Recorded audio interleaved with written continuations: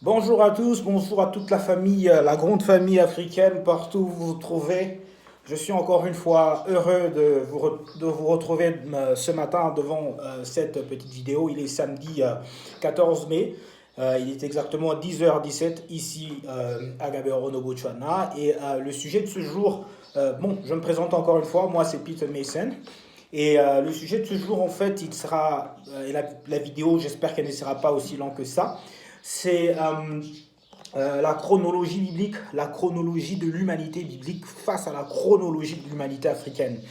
Alors, sans vouloir s'attaquer à qui que ce soit, moi j'ai beaucoup de respect vis-à-vis de la Bible. Je ne crache pas sur la Bible, j'aime beaucoup la Bible. C'est un livre que j'ai étudié pendant 10 à 11 ans de ma vie. So, pour le dire, le moins que je puisse dire, c'est que j'ai beaucoup d'estime vis-à-vis de ce livre, que je continue toujours à exploiter avec beaucoup de respect, aussi avec un angle spirituel. Mais ça ne m'a pas empêché tout de même, tout au long de mes études, de mes investigations sur le message biblique, sur l'historicité de la Bible, d'y appliquer un peu une approche scientifique pour comprendre certaines choses de manière beaucoup plus objective que spirituelle, en y ajoutant ce sentiment religieux et ce sentiment de foi qui souvent tend vers la subjectivité. So, j'espère que je le suis toujours, ce genre de chrétien qui questionne, qui interroge, qui sonde, qui enquête, qui fait des investigations, qui ne prend rien pour acquis, mais qui questionne, qui interroge et qui remet toujours tout en cause. Alors c'est ainsi qu'un jour j'ai dû me pencher sur la question de l'historicité, en fait la chronologie de l'humanité par rapport à la Bible et la chronologie de l'humanité par rapport à la Bible, en fait, à l'archéologie africaine. Et qu'est-ce que nous allons remarquer? Nous remarquerons une chose est sûre et simple, une chose est très facile à comprendre, c'est que quand vous exploitez la chronologie de la Bible en ce qui concerne l'histoire de l'humanité, vous comprendrez que selon la Bible, l'homme le plus vieux qui ait existé sur cette terre est âgé de 6 000 ans. Oui, est âgé de 6 000 ans. Ce n'est pas de la magie, il suffit juste d'ouvrir dans le livre de Genèse chapitre 5. Vous comprendrez que là on est en train de parler de l'âge auquel Adam est mort. Et lorsque vous faites le cumul à partir de l'âge auquel Adam est mort jusqu'à ce que Abraham fasse son apparition dans la Bible, et de là vous pouvez prendre de la vie d'Abraham jusqu'à l'avènement du premier roi en Israël, c'est David, et de David jusqu'à Jésus. On vous le dit très bien dans Matthieu, aussi il y a une autre partie de la chronologie dans un chronique si je ne me trompe pas, vous comprendrez qu'il y a un écart de 14 générations, 14 générations. Donc lorsque vous faites le cumul de toutes ces années-là, la chronologie biblique, elle est très formelle à ce sujet. Abraham, par rapport à, en fait, depuis Adam jusqu'à Jésus, il y a un écart de 6 000 ans, c'est-à-dire 4 000 ans avant Jésus-Christ. Vous voyez un peu plutôt, que dis-je, il y a un écart de, oui, justement, il y a un écart de 4000 ans. Voilà, entre Jésus et Adam, il y a un écart de 4000 ans. Et si nous devons faire maintenant le cumul par rapport à nous aujourd'hui, pour l'époque contemporaine, 2021, donc 4000 plus 2021, ça fait facilement 6021. Donc l'homme le plus vieux de la Terre, c'est Adam qui aurait 6021 ans aujourd'hui, pour être beaucoup plus clair. Voilà, donc l'humanité, selon la Bible, n'a que 6000 ans d'âge. Voilà, parce que à croire, à s'en tenir au récit biblique, c'est en fait le premier humain à avoir pointé la terre, c'est Adam. Et nous tous, nous sommes censés être des descendants d'Adam.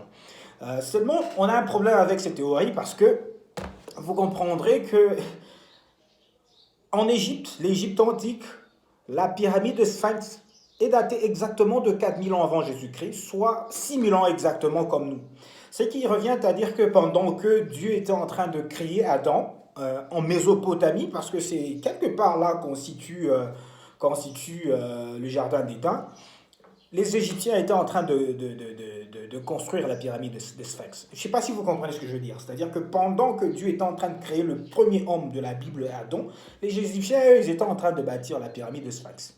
Donc ils avaient une histoire, une civilisation qui remonte de plus loin.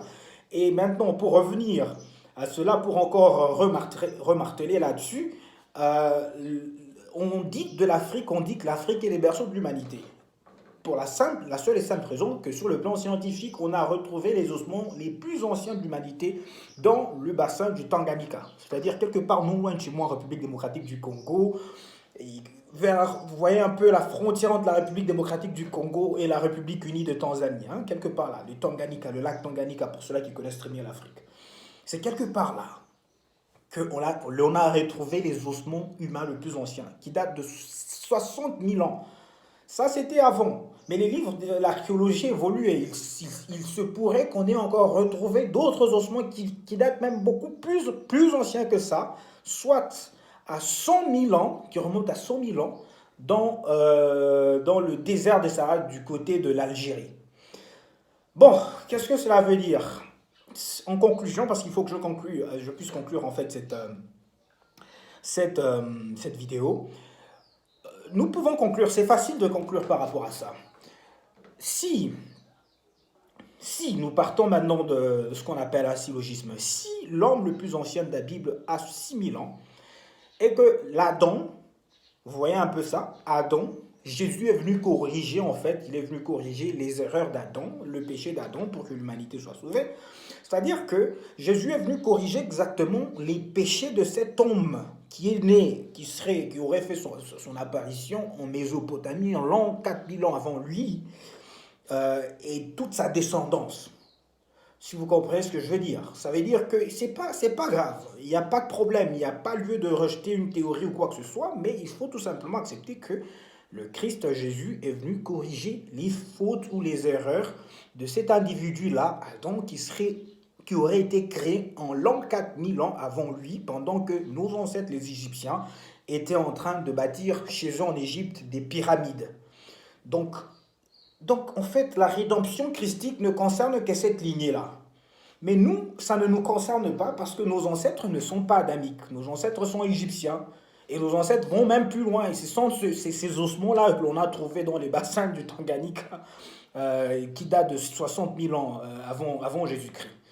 Donc voilà, moi je crois que si nous devons être, et d'ailleurs, cela postule aussi à une autre conclusion, c'est que les ancêtres africains sont plus vieux qu'Adam, s'il faut le dire ainsi. Les ancêtres africains sont plus vieux qu'Adam.